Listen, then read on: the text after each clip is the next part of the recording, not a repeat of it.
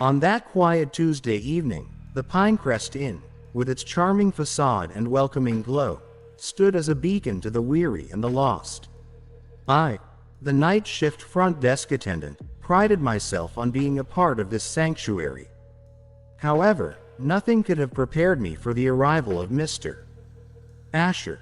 His entrance was like a scene from an old film, where the mysterious stranger steps into the light, and everything else seems to fade into the background. His long coat fluttered as if caught in a wind that existed only for him, and the wide-brimmed hat shadowed his features, adding an air of mystery and foreboding. "Good evening," I offered, clinging to the normalcy of my routine greeting. "Welcome to the Pinecrest Inn. How can I assist you?"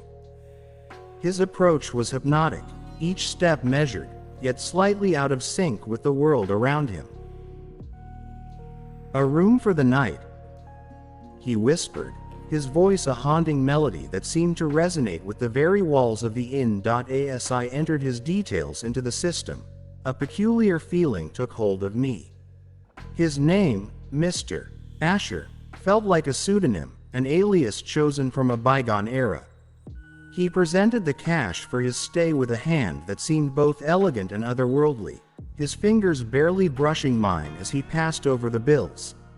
Handing him the key, our eyes met for the briefest moment. His gaze was piercing, carrying a weight of unspoken stories and secrets. "May your stay be restful, Mr. Asher," I said, more out of habit than conviction. "Thank you," he replied, his voice carrying a finality that seemed to echo down the corridor long after he had disappeared into the shadows. The clock's hands moved in their ceaseless cycle, marking the passage of time in the stillness of the night. Yet, the air felt heavier, charged with an anticipation I couldn't quite place. The Pinecrest Inn, usually a place of refuge, now seemed to harbor a silent whisper, a story unfolding in its hidden corners. It was the phone's shrill ring that shattered my reverie, a stark reminder that the night was far from over. The ensuing conversation, a harbinger of the strange occurrences that would soon unfold, left me with a sense of dread. The normalcy of my routine was disrupted, replaced by a palpable tension that clung to the air like a thick fog. As I made my way through the dimly lit corridors, the silence was oppressive, a stark contrast to the usual comforting quiet of the inn. Mr.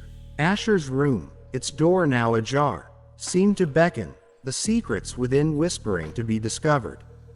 Yet, it was the absence of any sign of his presence that chilled me to the core, a puzzle with pieces missing, a story without an end. The quiet of the night was shattered by the ringing of the phone, a sound that now seemed ominous. "Front desk, how may I assist you?" My attempt at a composed greeting was betrayed by the slight tremor in my voice. There's someone knocking on my door," repeatedly. The voice of the woman on the other end was tinged with fear, each word punctuated by a palpable anxiety. "I've asked who it is, but there's no answer. Just more knocking. It's really scaring me. Can you please do something?" "Of course, ma'am. Can you tell me your room number?" My pen hovered over the notepad, ready. "Room 210. Please, hurry." "I'm on my way now. Please, stay inside your room and try not to worry. I'll handle this." I hung up, feeling the weight of responsibility settle on my shoulders. The phone started ringing. It was someone else from a different room this time, saying he had the same experience as the other woman, someone knocking at his door in the middle of the night. Room 210 was disturbingly close to Asher's, a fact that did nothing to ease my growing unease. The corridors of the Pinecrest Inn, usually so familiar and comforting, now felt like a labyrinth of shadows and whispers. Each step seemed to echo, mingling with the silent questions that raced through my mind. What was happening in this hotel tonight? Upon reaching room 210, the silence greeted me, a stark contrast to the frantic knocking described. I knocked gently, announcing myself. "Hotel staff, ma'am, may I come in?" The door cracked open, revealing a woman with wide, frightened eyes. "Did you see anyone?" she asked, her voice barely above a whisper. "No, I'm afraid not. The hallway was empty." I offered what I hoped was a reassuring smile. "You're safe now. I'll make a round to ensure no one is loitering in the area." "Thank you," she said, her relief evident but her eyes still shadowed with fear. Turning my attention to room 208, Asher's room, I found the door slightly ajar, an unusual sight that sent a chill down my spine. "Mr. Asher?" I called, pushing the door open wider, only to be greeted by an empty room bathed in the ghostly glow of a flickering television.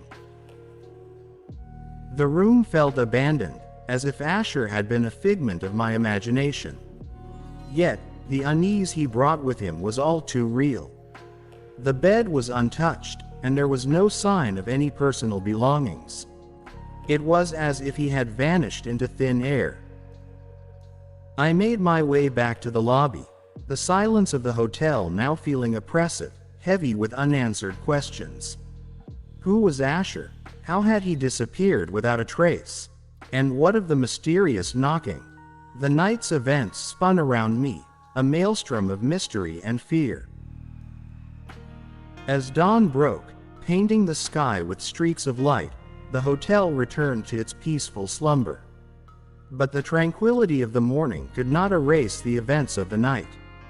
Asher's enigmatic presence and sudden disappearance had etched themselves into the fabric of the Pinecrest Inn, a chilling reminder of the unknown that lurks just beyond the veil of the ordinary. In the days that followed, the story of Asher became a whispered legend among the staff, a tale of mystery and shadows that would linger in the halls of the Pinecrest Inn. For me, it was a profound encounter with the inexplicable, a reminder that sometimes the most unsettling stories are those that remain unsolved, leaving us to wonder about the nature of the guests who pass through our lives, leaving only questions in their wake.